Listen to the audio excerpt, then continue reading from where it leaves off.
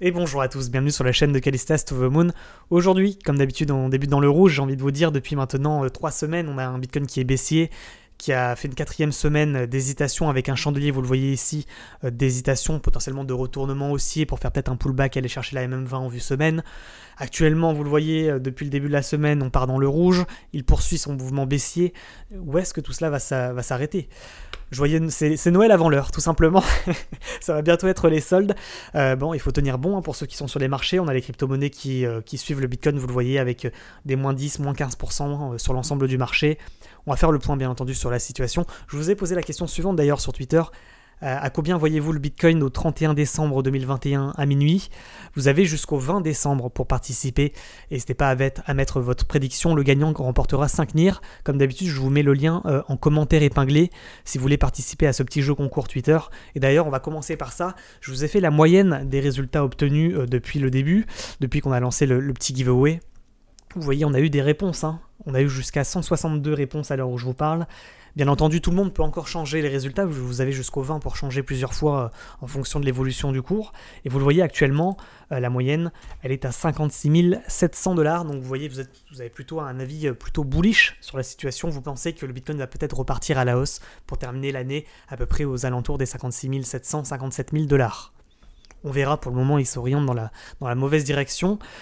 Également, je vous ai posé la question suivante, une nouvelle fois, c'était quand? C'était le 9 décembre, il y a à peu près 4 jours. Est-ce que vous êtes toujours en stablecoin ou est-ce que vous holdez jusqu'au bout? Est-ce que vous hésitez à sortir? Est-ce que vous hésitez au contraire à recharger? Il n'y a que 10% d'entre nous qui sommes en stablecoin. Vous le voyez, vous holdez peu importe ce qu'il se passe jusqu'au bout.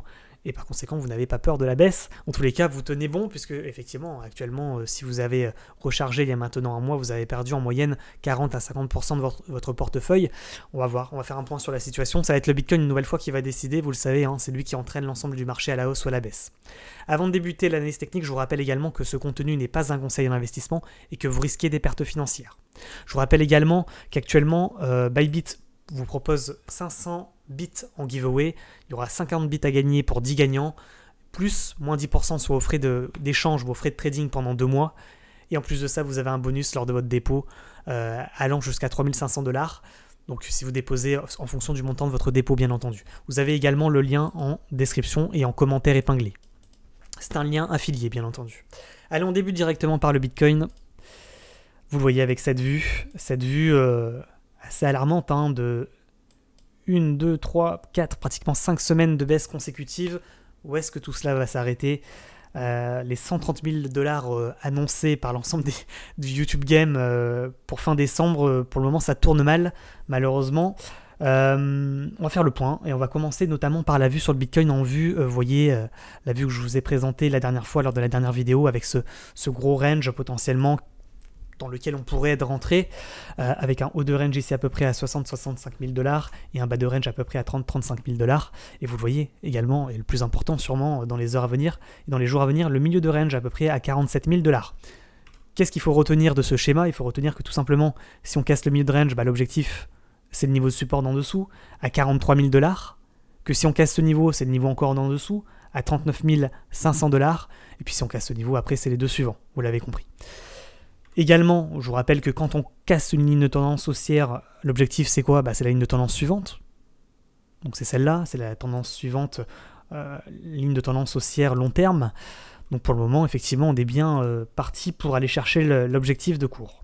Voilà, donc ça c'est pour la vue effectivement long terme. Il y a également le côté positif. Le côté positif, ça serait de dire que sur chaque niveau on peut rebondir pour mieux repartir, aller chercher la résistance à 52 000 $.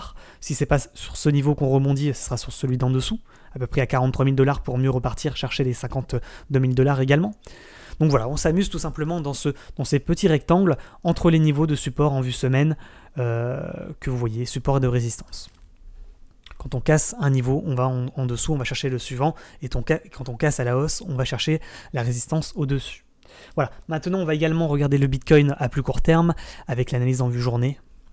Vous voyez, actuellement le Bitcoin est toujours dans son canal descendant, et il nous fait à chaque fois la même configuration. La configuration c'est quoi? C'est ce qu'on appelle des figures chartistes de continuation. On consolide, on casse, on consolide, on casse, et ainsi de suite. Tant qu'on n'est pas sorti de ce schéma de dire qu'on est dans un canal descendant. On n'est pas sorti du canal descendant, vous l'avez compris, on est descendant. Et à chaque fois, on fonctionne de la même manière, on consolide. En général, une consolidation, le mouvement suivant suit le mouvement entrant. Le mouvement entrant est baissier, le mouvement suivant en général est baissier, hein, au niveau probabilité. Maintenant, effectivement, ça peut casser la consolidation par le haut et inverser potentiellement la tendance. C'est pas forcément ce qu'il y a de plus probable, mais effectivement, c'est également à prendre en compte. Donc là, à court terme, vous le voyez, donc on est toujours dans le canal descendant, on est toujours également en dessous des moyennes mobiles exponentielles. Au niveau des bandes de Bollinger, on rebondit sur la moyenne mobile 20 périodes pour aller chercher à chaque fois la bande basse de Bollinger, et à chaque fois, on va de plus en plus bas de cette manière. Et tant qu'en réalité, on n'est pas repassé au-dessus de la moyenne mobile 20 périodes et des moyennes mobiles exponentielles, il n'y a pas de retournement de tendance sur le Bitcoin et on est toujours baissier. Voilà. Et donc, du coup, l'ensemble du marché est globalement baissier également. Maintenant, on va regarder également en vue journée, vous le voyez, depuis maintenant le 5 décembre, on est, comme je vous l'ai dit, en consolidation. Donc, c'était déjà l'objet de la vidéo d'il y a quelques jours. Hein. Si vous regardez les titres des vidéos des derniers jours, c'était ce qu'on mettait. On était en train de consolider sur le Bitcoin. Tout simplement. Donc, effectivement, on consolide entre deux niveaux, les 47 000 $ et le haut de range. Ici, vous le voyez, le haut de rectangle à 50 700 $. C'est l'information que je vous ai donnée ce matin sur Twitter. Donc, ça veut dire quoi? Ça veut dire que si on casse effectivement les 47 150 $, c'est un signal de vente de continuation baissier. Et à l'inverse, si on casse les 50 700 $, c'est un signal potentiellement de retournement haussier en vue journée. Voilà. Maintenant, même si on devait casser par le haut, vous l'avez compris, l'objectif, c'est pas forcément to the moon. Hein. Si on doit casser par le haut, l'objectif, c'est quoi? C'est on casse, on va chercher le haut de canal descendant. C'est ça l'objectif. Et ça correspond à la moyenne mobile 20 périodes, et ça correspond également à la résistance hebdomadaire. Vous le voyez, cette résistance qui est ici. À peu près située, je le rappelle, à 51 800 $, voire 52 000 $. Environ. Et si on doit casser effectivement les 53 000 $, ça voudrait dire qu'on repasse au-dessus de la ligne de tendance haussière long terme, on repasse au-dessus de la moyenne mobile exponentielle, enfin des moyennes mobiles exponentielles et de la moyenne mobile 20 périodes, et à ce moment-là, on aurait un beau signal potentiellement de reprise de hausse. Pas avant. Pas avant. Donc surveillez le niveau des 52 000, 53 000 $. Actuellement, vous l'avez compris, on est en range, donc qu'est-ce qu'il faut privilégier? Tout simplement le trading sur range. Quand on arrive en bas de range, potentiellement, il y a un risque de rebond, à nouveau haussier pour aller rechercher à nouveau le haut de range. Résumé, quand on est en bas, potentiellement un bon niveau d'entrée, à peu près à 47 000 $, pour aller chercher et revendre, essayer de revendre soit en milieu de range, à peu près à 48 750 $, voire en haut de range, à 50 750 $. À l'inverse, quand on était en haut, c'est un beau signal de vente, pour essayer d'aller chercher le bas de range, pour acheter en bas de range. Trading sur range, vous l'avez compris. Maintenant, résumé, on peut faire ça quelques jours, hein, jusqu'à la fin de la semaine, pourquoi pas, même jusqu'au 21 décembre. Hein. Effectivement, c'est pas impossible que ça fasse ça encore pendant 1 ou 2 semaines. Pour en fait latéraliser, consolider, pour mieux ensuite sortir soit par le haut, soit par le bas. Donc trading sur range, tant qu'on n'est pas sorti du range, on applique la stratégie. Quand on casse le range par le bas, on a fini de consolider pour mieux repartir à la baisse et chercher le bas de canal descendant.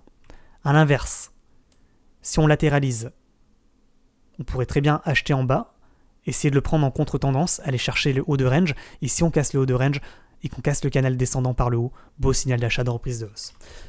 C'est aussi simple que ça l'analyse technique en vue journée sur le Bitcoin. Il n'y a rien à ajouter. Résumé, dans les heures à venir, s'il y a moyen de racheter à 47 000 $ en espérant qu'il y a un rebond sur ce niveau, ça pourrait être un bon niveau d'entrée et de recharge potentiellement. Maintenant, attention, la tendance globale est baissière, vous prenez un risque, parce qu'effectivement, le risque c'est quoi? C'est qu'on casse les 47 000 $ pour retomber en bas de canal. Quels seraient les objectifs de cours si on devait effectivement casser le bas de canal? Si on devait casser le range par le bas, bah vous le voyez, hein, support hebdomadaire, 47 000 $, premier niveau. Deuxième niveau, le deuxième support hebdomadaire à 43 000 $. C'est pas déconnant de dire ça, hein. Vous le voyez ici, on essaie de casser le milieu de canal, on n'y arrive pas, on retombe, pouf, on va chercher la MM9, enfin la bande basse de Bollinger, ainsi que le support du bas de canal. Voilà, donc ça c'était sur la deuxième vue. Également, pour terminer, vous le voyez, hein, on est toujours dans ce gros range en vue semaine. Effectivement, c'est pas impossible qu'on aille chercher encore ce niveau aujourd'hui, à peu près les 47 000 $, pour mieux rebondir et aller chercher le haut de range. Ce niveau, par exemple. La clôture hebdomadaire à 52 000 $. Et si on casse ce niveau, effectivement, on va chercher les 43. Tac. Est-ce qu'on a d'autres informations à donner? Bon, effectivement, les 47, ça, par rapport au niveau que je vous ai donné juste avant, les 47 ici, c'est le milieu de range. Le milieu de gros range en vue semaine. D'accord? Donc si on rebondit ici, on switch sur la deuxième vue. 47 000 $, donc on retient, c'est le milieu de range. 47 000 $, c'est le bas de range. Le bas de petit range en vue journée. Donc là, il pourrait y avoir effectivement rebond pour aller rechercher à nouveau les 51 000 $ environ. Pas impossible hein, que ça se passe de cette manière. Parce que là, effectivement, on a déjà engrangé une belle baisse de 5%. On verra s'il y a encore assez de force vendeuse pour casser effectivement ce rectangle par le bas et poursuivre la baisse encore plus fort et encore de manière encore plus puissante. Voilà, ça fait 11 minutes qu'on parle du Bitcoin, mais c'est important d'analyser l'ensemble des stratégies, essayer de prendre un peu de hauteur pour comprendre ce qui se passe effectivement dans toutes les unités de temps. Et également, bon, à plus court terme, mais là c'est un peu trop tard, il y avait une sorte d'épaule tête épaule, cassure de ligne de coup, signal de vente pour retomber effectivement en bas de range à peu près à 47 000 $, avec des niveaux de support intermédiaires que vous voyez sur le côté de l'écran. 48 000 $, 47 580 $, et enfin le support daily à 47 170 $ qui serait effectivement l'objectif de cours de l'épaule tête épaule ainsi que du bas de range en vue journée.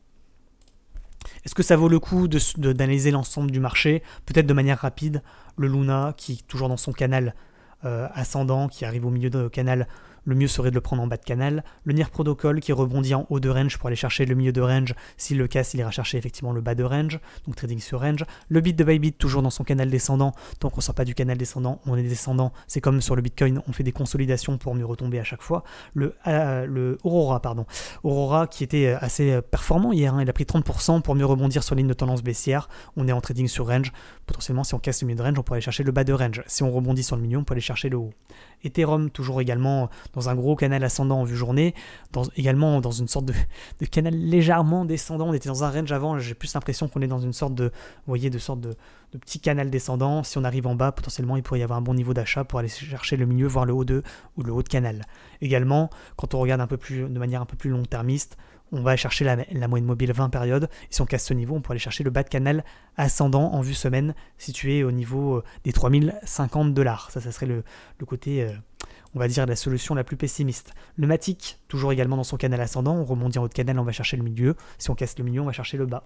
Le Avax, on tente une cassure de canal ascendant par le bas, donc attention, c'est à surveiller, ça pourrait être un signal potentiellement de retournement de tendance ou d'entrée en latéralisation. Donc attention sur Avax, on va peut-être confirmer la sortie du canal ascendant en vue long terme. Le Pulse, toujours dans son canal ascendant, potentiellement, si une potentielle entrée à 3,26 en bas de canal serait une opportunité d'entrée. Maintenant, attention à ce qu'on ne casse pas le canal ascendant par le bas, ce serait bien entendu un signal de vente. Le CRO, exactement le même constat que sur le Pulse. Le BAT, toujours en latéralisation, on casse le milieu potentiellement pour aller chercher le bas de range. Le UOS, on casse la ligne de tendance haussière, donc signal de vente, on fait une sorte d'énorme épaule, tête, épaule. Attention sur UOS, si ça se confirme, malheureusement ça risque de piquer fortement, hein, vous êtes prévenus. Le BNB, toujours en latéralisation de cours, niveau de support à surveiller, les 531 $, on le répète à nouveau. Attention à cette cassure, ça pourrait être potentiellement un retournement de tendance à la baisse, hein, si on devait casser ce niveau. Attention également aux fausses cassures. Si ça ne casse pas, ou si ça fait une fausse cassure, effectivement ce serait un bon niveau d'entrée, on achèterait en bas de range pour essayer de revendre en haut. Le Gala, alors là le Gala, j'ai pas à dire pas grand chose à dire, on voit qu'on rebondit sur moyenne mobile 20 périodes ici pour mieux retomber et aller, j'ai l'impression, rechercher de nouveau le support à 0,474.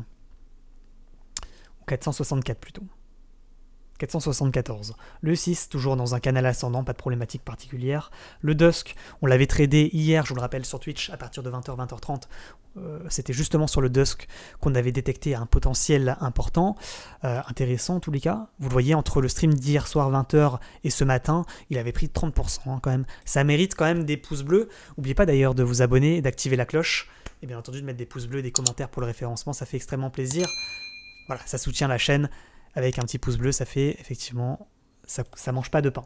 Voilà. Ensuite, le CSPR, le Casper, tout le monde en parlait, c'était forcément, hein, vous connaissez la devise, sell the news by the rumor. Quand tout le monde en parle, c'est le moment de vendre, et quand personne en parle, c'est effectivement le moment d'acheter. Pour le moment, vous l'avez compris, on retourne au point de départ, hein, aux enfers directement. Le Bitchain, on tente une cassure effectivement du range et d'un double top par le bas. Attention, heureusement qu'on a un petit support ici à 0,067 qui pourrait soutenir la chute du cours. Attention quand même à ce qu'il n'y ait pas un retournement de tendance. On est, je vous le rappelle, toujours dans un canal descendant, et tant qu'on ne sort pas du canal descendant, on est descendant. Même constat sur le GLD, toujours dans un canal descendant. Pareil, tant qu'on sort pas, on est descendant. Ada Cardano, on n'en parle pas, ça fait 3 mois qu'il est descendant. Le Solana, c'est pareil, exactement le même constat. Tant qu'on sort pas de cette tendance baissière et qu'on casse pas la ligne de tendance baissière, vous l'avez compris, sur le Solana, on est également baissier. Hein. Attention, on est en train de casser le range par le bas et on fait une cassure pullback et on poursuit la baisse. Hein. Pas de retournement de tendance à la hausse en vue pour le moment. Chiliz, même constat. Lui, on casse la ligne de tendance haussière très long terme. Donc là, signal de vente, hein, on a fait une cassure. Pullback, attention. Là, il aurait fallu repasser au-dessus des 0,317 pour redonner des signaux de vie. Pour le moment, on repart à la baisse sur le Chiliz, vous l'avez compris. Le SHIB, je trouve qu'il tient bien quand même comparé au reste du marché. Potentiellement, on voit qu'il y a peut-être un essoufflement du nombre de vendeurs. Peut-être qu'on commence vraiment à latéraliser de manière assez importante. Ça pourrait peut-être dans les jours à venir être intéressant, le SHIB. Sur cassure confirmée, vous le voyez ici, du niveau à 37. À 38, si on casse les 38, on casse la moyenne mobile 20 périodes, on casse les moyennes mobiles exponentielles et potentiellement on repart à la hausse. Donc là, le SHIB c'est quand même à surveiller. Invalidation de cette analyse de ce que je viens de vous dire, si on casse effectivement le range par le bas à 33. Le DOT, toujours également même constat que sur EGLD, VET, ADA, Solana, etc. On est dans un canal descendant et tant qu'on ne sort pas du canal, on est descendant. Pareil sur le Litecoin, pareil sur le Cake, pareil sur le Tezos. Le SAND, cassure d'un canal ascendant, latéralisation de cours. Si on casse le dernier plus bas à 4,86, signal de vente de continuation baissier potentiellement. Attention. GTC, invalidation, on l'avait mis en pépite potentielle hier, il a cassé le niveau, il a réintégré, invalidé. GHST, c'est pareil, il a cassé son canal ascendant par le haut, signal de vente, cassure pullback pour mieux retomber. Le Alice, pareil, consolidation, toujours dans le canal descendant, on consolide, si on casse le dernier plus bas, on va chercher le support à 11,40. Le City, on n'en parle pas, le Porto, on n'en parle pas, le Lazio, on n'en parle pas, le PSG également, le Rose également, et voilà. Tout simplement, le XRP également, toujours dans son canal descendant.